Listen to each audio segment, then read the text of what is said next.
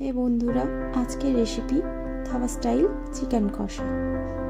নুন, হলুদ, সরষের তেল ও টক দই দিয়ে চিকেনটাকে ভালো করে ম্যারিনেট করে নিলাম। কড়াইতে সরষের তেল দিলাম, তাতে এলাচ, দারচিনি, লবঙ্গ দিলাম। গরম হয়ে গেলে তাতে অল্প চিনি দিয়ে ব্রাউন কালার করে নেব। এরপর রসুন কুচিটা দেব। যতক্ষণ না ব্রাউন হয়ে যায় ততক্ষণ পর্যন্ত নাড়তে থাকবো। এরপর তাতে কুচনো পেঁয়াজটা দিয়ে দেব। আজকের রেসিপিটি কিন্তু আমি রান্না করছি না, করছে আমার হাজবেন্ড।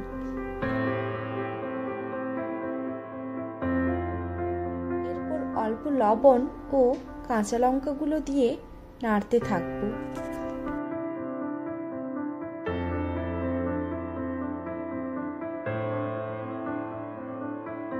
কালারটা এমন গোল্ডেন ব্রাউন হয়ে গেলে তাতে আমরা টমেটো কুচি দিয়ে দেব।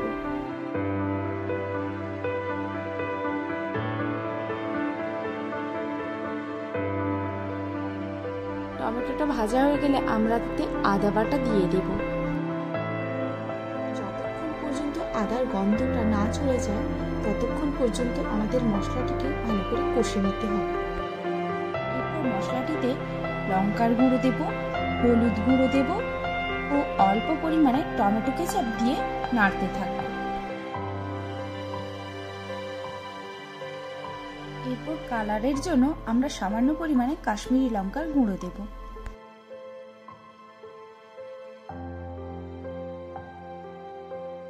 এরপর অল্প একটু জল দিয়ে মশলাটিকে ভালো করে নাড়বো এবং কষে নেব।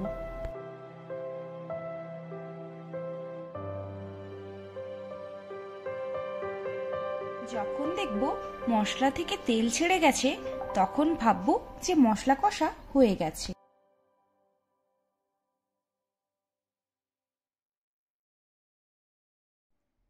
এরপর ম্যারিনেট করা মাংসগুলিকে ওই মশলাতে দিয়ে আমরা মাংস কষাটা শুরু করব। এখানে একটা টিপস দিয়ে রাখি, যখন আমরা প্রথম মাংস কষাটা শুরু করব তখন গ্যাসের ফ্লেমটা হাই রাখব।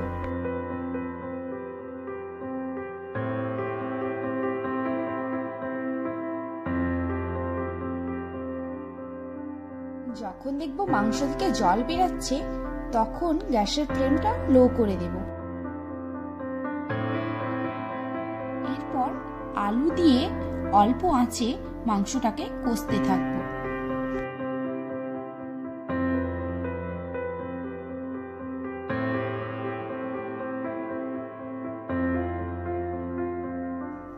মাংসটা হয়ে গেলে এরপর আমরা অল্প পরিমাণে গরম মশলা ছড়িয়ে দেব।